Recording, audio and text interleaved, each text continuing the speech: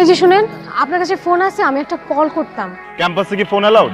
সেটা আমি জানি। জিজ্ঞেস করতেছেন কেন তাহলে? জানেন না রুলস এন্ড রেগুলেশন? জানেন না খালি ক্যালকুলেটর আনলে হবে? আমি আসলে ঢাকার বাইরে থেকে পরীক্ষা দিতে আসছি, ভর্তি পরীক্ষা। তো? আমার সাথে আমার মামা ছিল, কিন্তু আমাকে বলছিল যে পরীক্ষা শেষ হলে গেটের সামনে দাঁড়াতে, কিন্তু আমি না মামাকে খুঁজে পাচ্ছি না। আমি যে মামাকে একটা ফোন করবো, আমার কাছে ফোনটাও নাই। আমাকে কি ফোন ফ্যাক্সের দোকান মনে হয়? আমি ঠিকানা জানি, কিন্তু আমি না ঢাকা শহর কিচ্ছু চিনি না।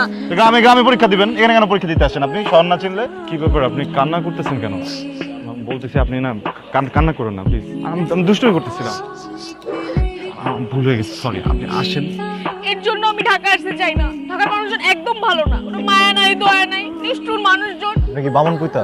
আপনি যখন পেটে ছিলেন আপনার আম্মুর, তখন কি নারী ভুজির ভিতরে পেঁচাই গেছিলেন? আপনার মনে তো প্যাচ কেন? আপনার মনটা খারাপ, এই জন্য আমি আপনাকে এখানে নিয়ে আসছি। নিজে বাদাম ছিলে আপনাকে দিতেছি, আইসক্রিম খাওয়াইলাম। এগুলোতে আপনার চোখে পড়ে না? আপনার মন ভরে না? আর কি করলে আপনার মন ভরবে বলেন আপনি আমাকে? সকালবেলা না মামা ওই দোকানটা থেকে এক কাপ চা এনে খাওয়াইছে, খুব মজা। জান না, এক কাপ চা নিয়ে আসেন। বাবা বাবা, দেখাই দিলেন।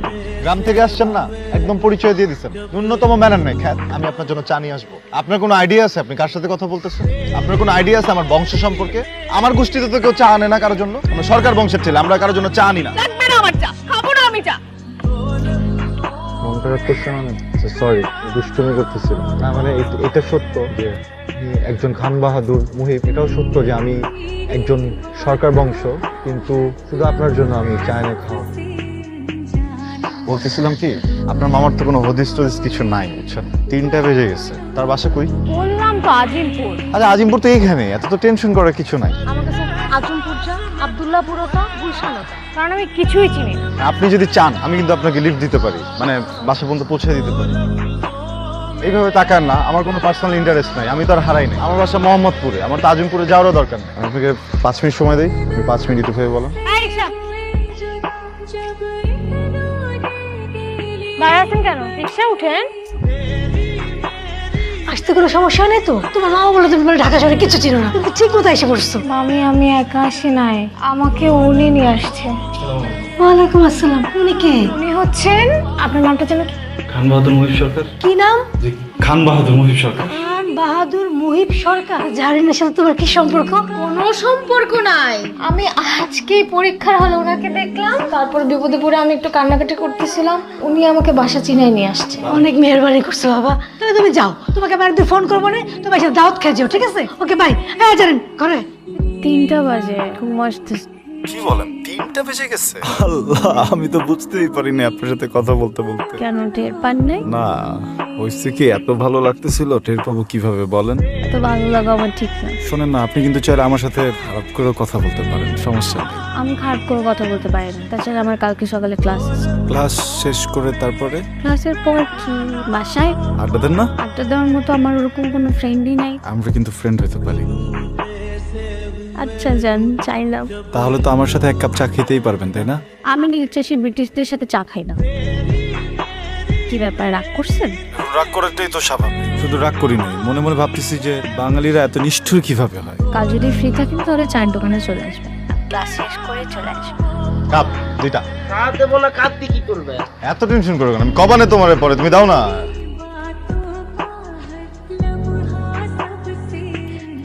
ওয়াও, ভাই রে ভাই, আপনি তো সেই চা বানান। মামা, আপনারা দুজন মিলে কি করতেছেন? আপনারা দুজন মিলে 30 জন লোককে মান সম্মান আপনারা খুন করে ফেলতেছেন। আমার দোকানের সামনে চা না খায় আপনার বাসার থেকে এনে চা খাচ্ছেন, এই অপমান কি মানুষ মানুষে করতে পারে? চালি পরে ভাই, যতক্ষণ ইচ্ছে এখান থেকে বসে পয়সা যুক্তি পরামর্শ করেন, কোনো সমস্যা হবে না। আপনি ওনাকে কি এমন কথা বলছেন যে উনি এরকম খুশি হয়ে গেছে? মানে আমি ওকে বলছি কি যে ওইখানে যে আপুটা বসে আছে না, সে কিন্তু আসলে আপু না, ও কিন্তু তোমার মামি। ও তো আমাকে মামা ডাকে। আমি বলছি যে ওর সাথে আমার বিয়ে হবে কিছুদিন পরে। আপনাকে একটা কথা শেয়ার করি। হ্যাঁ, আপনার সাথে আড্ডা দিতে প্রচন্ড ভালো লাগে আমার। আপনি যদি ওনাকে যা বলছেন এটা সত্যি সত্যি যদি আপনি এরকম কিছু মিন করে থাকেন, তাহলে এটা ভুলে যান।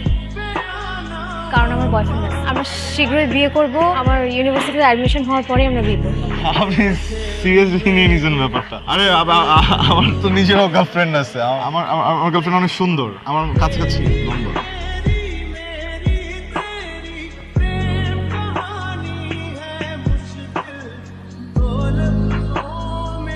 হ্যালো, কই তুই? এই তো ভার্সিটিতে। কি দরকারে ফোন দিছিস সেটা বল। আচ্ছা, এই যে জারিনা আছে না, জারিনা বয়ফ্রেন্ড কি করে? মানে বয়ফ্রেন্ড আছে তো, তাই না? কি বলিস? তা ওর তো কোনো বয়ফ্রেন্ড নেই। আরে না, ওর তো একটা বয়ফ্রেন্ড আছে, ওই যে বিয়ে হওয়ার কথা না ছেলেটার সাথে। আরে না, ওর তো বয়ফ্রেন্ড নাই, কিন্তু বছর দেড়েক আগে ওর একটা সম্পর্ক ছিল। এরপর থেকেই না ও সবাইকে এটা বলে যে ওর বয়ফ্রেন্ড আছে, ওর বিয়ে ঠিক হয়েছে। আচ্ছা তুই আমাকে বল ওকে কি বলতে হবে। তোর কিচ্ছু করতে হবে না, যা করার আমি করছি। এই মানে কি? কিসের মানে কি? না, আপনার সাথে দেখা করতে আসলাম আর আপনার বিচারও করতে আসছি। আপনি আমাকে মিথ্যা কথা বলছেন কেন? সুস্মিতা আমাকে সবকিছু বলে দিচ্ছে। প্রেম করতেন তাই না? ছেলেটা কষ্ট দিচ্ছে তাই না? কিন্তু আমি তো আপনাকে কষ্ট দিতে আসিনি। আমার তো আপনার জন্য অনেক মায়া কাজ করে। কালকে না বললেন আপনার গার্লফ্রেন্ড আছে, আর আজকে বলতেছেন আমার জন্য মায়া হয়। ওইটা তো আমি মান সম্মান বাঁচানোর জন্য বলছি। শোনেন, মানে আমি কি একটা হ্যান্ডসাম ছিল না? আমি যখন আপনাকে মনের কথা বলতে গেছি আর আপনি যখন সাথে সাথে আমাকে বললেন যে আপনার বয়ফ্রেন্ড আছে, আমি কি করবো? আমি তো টেনশনে পড়ে গেছি, আমার মন খারাপ হচ্ছে না? আচ্ছা শোনেন, আপনিও কিন্তু কম না। আপনার চোখে যে এটা শোনার পরে পানি টলটল করতেছিল, এটা আমি দেখে ফেলছি, বুঝছেন? এখন স্বীকার করেন। আর কিছু বলবেন? আমি জানি যে এটা আপনার লাইফ, কিন্তু আপনাকে কিন্তু পছন্দ করার অধিকার আমার আছে, বুঝছেন?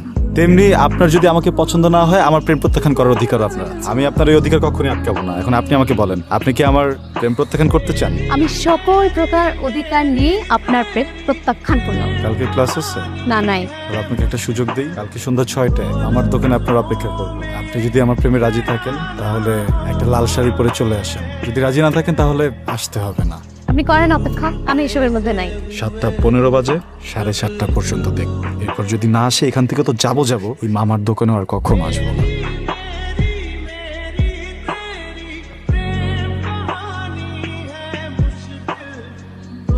আপনি না বলছিলেন আপনি এসবে রাজি না, আসলেন যে?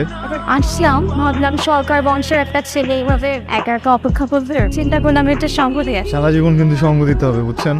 আমি একা একা ওয়েট করবো সবসময়। সিনেমা ডায়লগ দেবেন না তো, আমার এসব পছন্দ না। আমার প্রেম কি আপনার কাছে সিনেমা ডায়লগ মনে হয়? এটা তো ঠিক না জানেন। একটা মানুষের ইমোশন নিয়ে এসব বলা তো একদম ঠিক না। কি করবে না, যাই কাপি আসি। তার আগে বলেন আপনি ডিসিশন কি নিয়েছেন? রিক্সা কিনছিলেন? কোন রিক্সা? আপনি তো বললেন রিক্সা কিনবেন, সেই রিক্সায় আমাকে ঘুরাবেন, এবং পুরো ঢাকা শহর আমাকে চিনা। প্যাসেঞ্জার পারমিশন না দিলে, লাইসেন্স না দিলে আমি রিক্সা কিভাবে কিনবো? নাম license. Thank you. Thank you. ওর টেনশনে পড়ে গেছিল।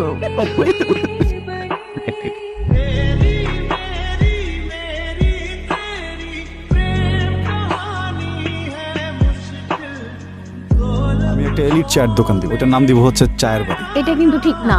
কেন? এই যে তুমি আমার আইডিয়া নিয়ে নিচ্ছ। তোমার আইডিয়া তো আমার আইডিয়া। শোনো, আমি তোমাকে একটা কথা বলি, তোমার আর আমার ফার্স্ট পার্টনারশিপ, ফার্স্ট সংসার। সংসার? হ্যাঁ শোনো, পার্টনারশিপই সংসার, বুঝছো? আর এটাতে সব ম্যানেজমেন্ট আমি দেখবো, আর নতুন নতুন যত রেসিপি আছে না, সব চার রেসিপি তুমি দিবা। যেখানে যত প্রেমিক আছে আমরা সবগুলো প্রেমিককে এখানে এসে বসে থাকতে দিব, ওদেরকে আমরা প্রেম করতে দিব, ওদেরকে আমরা একদম বলবো না যে উঠে যাও। তাহলে এত কিছু চিন্তা করা হয়ে গেছে না? মা ফোন দিচ্ছে, এই শোনো না, একটু লাইনে থাকো তো। মা ফোন দিচ্ছে, একটু ধরো। হ্যালো আম্মু। আঙ্কেলের কি অবস্থা? আমাকে কিছু বলে মায়ে, শুধু বলছো বাড়িতে তাড়াতাড়ি চলে আসতে, শরীরটা নাকি খুব খারাপ। টেনশন করো না, সব ঠিক হয়ে যাবে। আমার নরের টেনশন হচ্ছে, আমার শরীরটা বেশি ভালো না। কবে ফিরবা? আমি যাই, পরীক্ষা তো শেষ, কদিন ছুটি, ভাবতেছি কিছুদিন ঘুরে আসবো। ঠিক আছে। শোনো, যে কদিন আমি ঢাকা থাকবো না, সে কদিন কিন্তু রিক্সা অন্য কাউকে নিয়ে ঘুরবা না। রিক্সার এক পাশে সবসময় আমার জন্য জায়গা রাখবা। আম্মু, আব্বু কেমন আছে? আমি এতদিন ধরে সত্যি কথাটা বলি নাই মা। তোর আব্বু অনেকদিন ধরে অসুস্থ, 4 দিন আগে স্ট্রোক করছিল। অল্পের জন্য দুর্ঘটনাটা ঘটে নাই, ব্যবসায় অনেক টাকা লস করছে আর অনেক রকম সমস্যায় খুব টেনশন করতো। ডাক্তার বলছে এখন কোনো রকম টেনশনে রাখা যাবে না, ওষুধ দিচ্ছে, খাওয়াইতেছি। কালকে আবার ডাক্তারের কাছে নিয়ে যাব, বাবার সাথে কথা বলবি। যা। তোমাকে আগে জানো নাই কেন আম্মু? বাবা, বাবা আমি আসছি তো, তুমি কাঁদো না প্লিজ। আবার কিছু কি হবে? বাবা আমি দেখতেছি, তুমি কাঁদো না প্লিজ, ঠিক হয়ে যাবে। জারিনকে জিজ্ঞেস করেছিলাম কি হয়েছে, ও কিছুই বলেনি, শুধু বলল তুমি তাড়াতাড়ি এসো। কিছু বলবে আমাকে? আপনি আমার মায়ের মতো, মায়ের সামনে আসলে কতটুকু বলা উচিত কতটুকু বলা উচিত না বুঝতেছি না। ছোটবেলায় আমার আব্বা মারা গেছে, আম্মার কাছে বড় হয়েছি, আর এখন আমি থাকি আমার ভাইয়ের সংসারে। আমি যদি আমার ভাইয়ের সংসার থেকে এখন বের হই, পরের মুহূর্তে আসলে আমি কই যাব, কি করব আমার জানা নাই। কিন্তু আমি এটা জানি, আমি জারিনকে অনেক ভালোবাসি। এই মুহূর্তে জারিনকে বিয়ে করতে পারবে না? মানে তোমার বাড়ি থেকে কাউকে দিয়ে প্রস্তাব পাঠাতে পারবে? আন্টি, একটা ফ্যামিলি থেকে একটা মেয়েকে বিয়ে করে নিতে একটা যোগ্যতার ব্যাপার আছে। আমি এখন অতটুকু যোগ্য না। আমি তো আমার পরিবারকে চিনি। আমি যতই বলি, যতই কষ্ট পাই, ওরা রাজি হবে না। আমাকে 2টা বছর সময় দেন না, আমি যোগ্য হয়ে জারিনকে বিয়ে করব। মা, আমাকে কি 2টা বছর সময় দেওয়া যায় না মা? তোমার কথা আমি বুঝতে পারছি। জারিনের বাবা অসুস্থ, সেটা নিশ্চয়ই জানো। ওনাকে তোমার কথা বলেছিলাম। উনি ভীষণ রকমের জেদি মানুষ। কিছুদিন আগে ব্যবসায় টাকা লস করে স্ট্রোক করেছিলেন। এখন যেখানে বিয়ে ঠিক হয়েছে সেটা ওনার বন্ধুর ছেলে। দেখো বাবা মহিব, তুমি চাইলে জারিনকে নিয়ে পালিয়ে যেতে পারো। তোমরা এখন বড় হয়েছো, সিদ্ধান্ত তোমাদের। কিন্তু জারিন এমন কাজ করলে ওর বাবা বাঁচবে না। আর যদি বেঁচেও যায় তাহলে সারা জীবন জারিনের সাথে কথা বলবে না। আমি তো ওনাকে ভালো করে চিনি। একজন বাবার কাছ থেকে তার মেয়েকে কেড়ে নেবে?